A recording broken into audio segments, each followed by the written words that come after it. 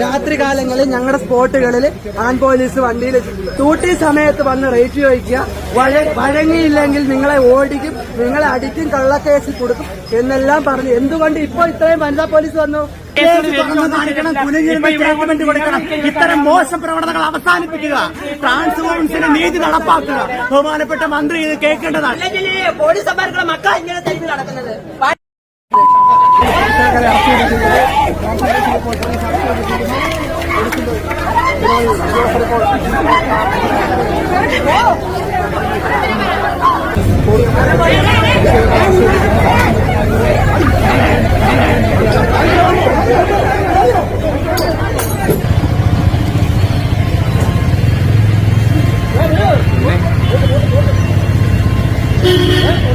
ഈയുടെ തലയെറിഞ്ഞു പൊട്ടി. ജീവിതത്തിൽ താളം തെറ്റിയ ഒരു പറ്റം മനുഷ്യരാണ് ട്രാൻസ് കമ്മ്യൂണിറ്റി എന്ന് പറയുന്നത്. അപ്പോ ഐഡന്റിറ്റി ഡിക്ലെയർ ചെയ്ത് ജീവിക്കാനായിട്ട് സമൂഹത്തിലേക്ക് ഇറങ്ങുന്ന സമയം അവരെ മാതാപിതാക്കൾ തെരുവിൽ ഉപേക്ഷിക്കുകയാണ്. ആ തെരുവിൽ ഉപേക്ഷിക്കുന്ന സമയം മുതൽ അവരെ പിന്നീട് സംരക്ഷിക്കാനുള്ളത് നിയമപാലകരാണ്.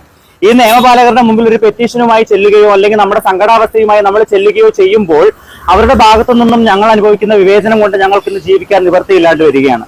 ഒപ്പം തന്നെ വ്യാജ പരാതികൾ, അതായത് വ്യാജ എഫ്ഐആറുകൾ ഇട്ട് സ്ത്രീ സുരക്ഷകൾ, അതായത് BNS ആക്ട് പ്രകാരം 73 മുതൽ 79 വരെ BNS ആക്ട് പ്രകാരം സ്ത്രീകൾക്ക് സുരക്ഷ ഉറപ്പാക്കുന്ന ഈ ഒരു കേരളത്തിൽ അല്ലെങ്കിൽ ഈ ഒരു സൊസൈറ്റിയിൽ ഞങ്ങൾക്ക് എന്ത് സുരക്ഷയാണ് ഉറപ്പാക്കിയിട്ടുള്ളത്?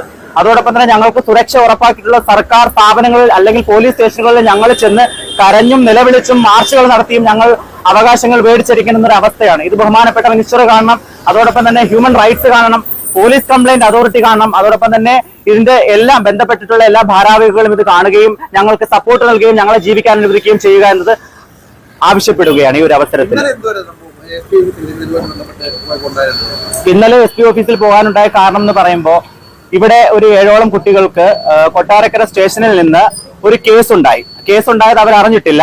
ആ കേസ് എന്തെന്ന് വെച്ച് കഴിഞ്ഞാൽ അവർക്ക് സമൻസ് വരുന്ന സമയത്താണ് അവരറിയുന്നത്. സമൻസ് വരുന്നതും ഞങ്ങൾ കൊല്ലം സിറ്റി പോലീസ് കമ്മീഷണർ കിരൺ നാരായണന്റെ അടുത്ത് പോയി ഞങ്ങളുടെ സങ്കടാവസ്ഥ പറയുമ്പോൾ അവിടുന്ന് റൂറൽ പോലീസ്, അതായത് കൊട്ടാരക്കര റൂറൽ പോലീസിനെ വിളിച്ച് അവിടുന്നാണ് ഞങ്ങൾക്ക് പിന്നെ ആ സമൻസ് ഞങ്ങളുടെ കൈവശം വരുന്നത്. കേസ് എടുത്തിരിക്കുന്നതെന്ന് വെച്ച് കഴിഞ്ഞാൽ രാത്രി കാലങ്ങളിൽ അവരുടെ ഡ്യൂട്ടിയെ തടസ്സപ്പെടുത്തി എന്നുള്ളൊരു കാര്യമാണ് അവർ ഉന്നയിക്കുന്നത്. അങ്ങനെ തടസ്സപ്പെടുത്താനാണെങ്കിൽ തീർച്ചയായിട്ടും ഈ പോലീസ് സ്റ്റേഷനിൽ അല്ലെങ്കിൽ പോലീസ് ജീപ്പിൽ ഒരു വനിതാ പീസ് നിർബന്ധമായും ഉണ്ടായിരിക്കേണ്ടതാണ്. വനിതകൾ സംസാരിക്കേണ്ട സ്ഥലത്ത് വനിതകൾ കൈകാര്യം ചെയ്യേണ്ട